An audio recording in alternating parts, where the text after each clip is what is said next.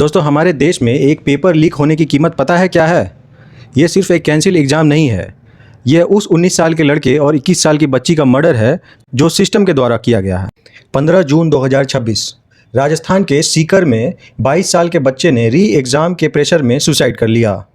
16 जून 2026 उत्तराखंड के देहरादून में 23 साल की बच्ची ने री एग्ज़ाम के प्रेशर में सुसाइड कर। ऐसे कई इंसिडेंट्स हैं जो मैं आपको गिनवा सकता हूँ।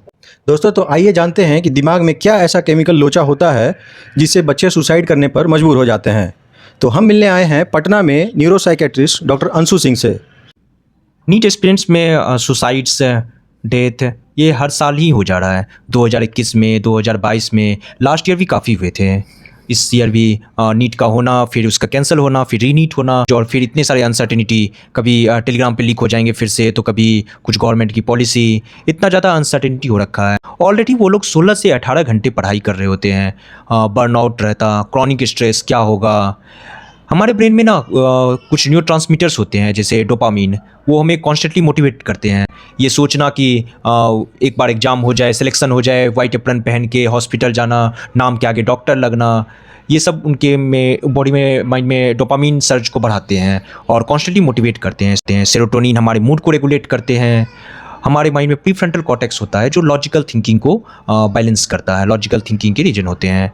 अब ऐसे कंडीशन में, क्रॉनिक स्ट्रेस में, हमारे बॉडी में कॉर्टिसोल का लेवल भी काफ़ी बढ़ जाता है। फियर सेंटर होता है एमिगडाला, ये अनसर्टेनिटी उसे काफ़ी हाइपर एक्टिव कर देती है। जब आपको ये सोचना चाहिए था कि मैं और बेटर कैसे कर सकता हूँ, what are the other alternatives, आपका माइंड ये सोचता है कि इस पेन से कैसे स्किप करूँ, कैसे बस बच जाऊँ मैं इससे, या बाहर निकलूँ मैं इससे।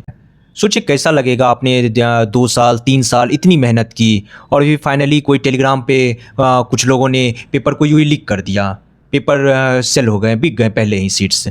ये सब बहुत ही डिसअपॉइंटिंग होता है, उनमें क्रॉनिक डिप्रेशन को लाता है और फिर सुसाइडल थॉट्स, सुसाइडल इंटेंट ये आने लग जाते हैं। स्टूडेंट्स को लगता है कि आई एम अ फेल्योर, जबकि फेल्योर उनका नहीं, इस घटिया सिस्टम का है। जिन बच्चों का एग्ज़ाम अच्छा गया, कैंसिल होने की वजह से उन पर भी काफ़ी ज़्यादा प्रेशर रहता है। काफ़ी ज़्यादा। दे लिटरली थॉट कि वो इससे क्या बोले, रेड ट्रैप से ना वो फ्री हो गए थे, अब उनको वापस से देना है, और क्या होगा ये उनको भी नहीं पता, कुछ भी हो सकता है। गवर्नमेंट का कहना है कि फिर से एक एग्ज़ाम दे दो, क्या ही फ़र्क पड़ता है।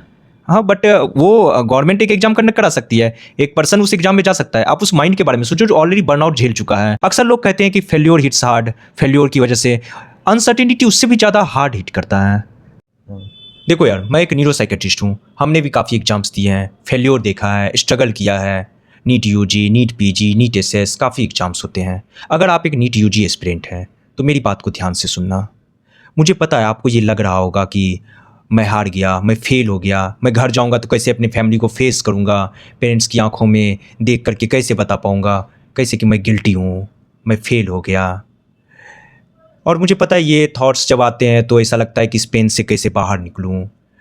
बट एक डिग्री, एक पेपर आपके लाइफ को डिसाइड नहीं कर सकता। बीइंग अ ह्यूमन बीइंग, वो जो आपका वर्थ है, वो एक डिग्री, एक मेडिकल सीट हो, जेई की सीट हो, आईआईटी की सीट हो, इन सब से बहुत बड़ा है।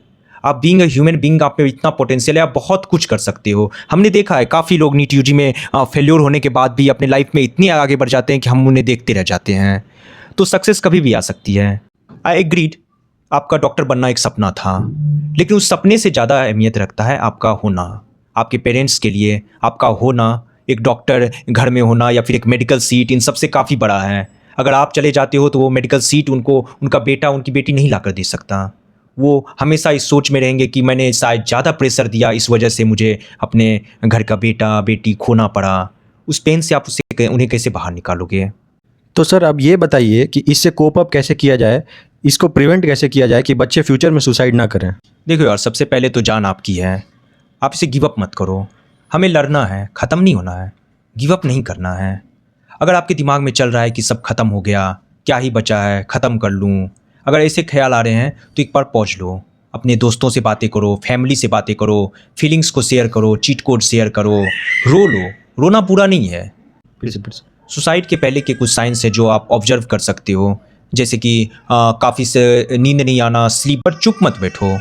अगर आपको कोई, आपके फ्रेंड्स कोई आसपास में अब आपको नज़र आते हैं जो गुमसुम रहने लगे हैं, अब बातें नहीं कर रहे हैं, चुप रहते हैं, अकेले रहते हैं, आप नींद अच्छी लो, नींद आपकी प्रॉपर होनी चाहिए।